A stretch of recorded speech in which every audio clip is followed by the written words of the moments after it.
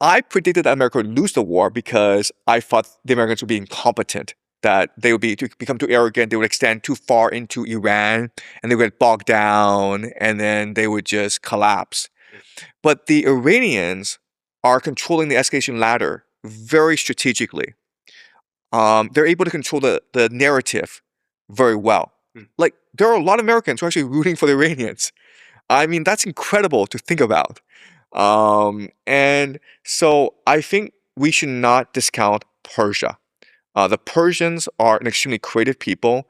They have been around for at least 3,000 years, and they claim a legacy that is even richer than the Jewish legacy.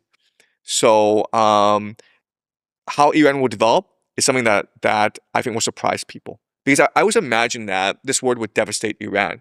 But if Iran is able to stay intact, well, they can be a competitor to Pax Judaica, right? Because Iran also has a lot of resources. It's also in a very central location. And it will have really good trade relations with both China and Russia. So it actually create a trade bloc in competition with Pax Judaica. There'll be a lot of overlaps. There'll be a lot of cooperation.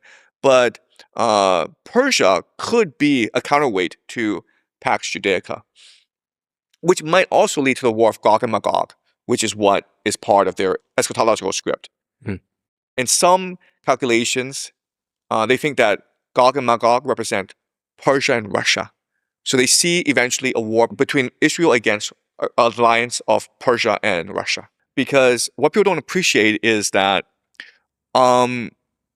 we've borrowed from the future to finance today. We shouldn't have 8 billion people around.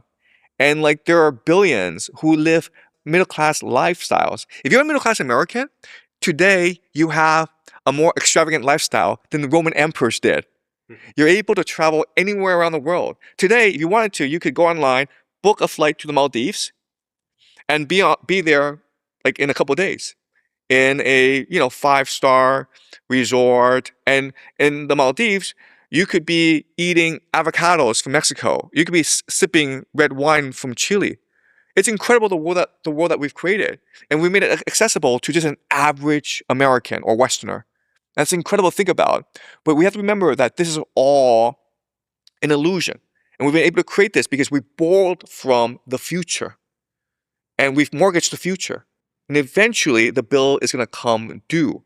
And so, in a time of war, when supply chains are disrupted, then you're going to have a lot of issues, including famine.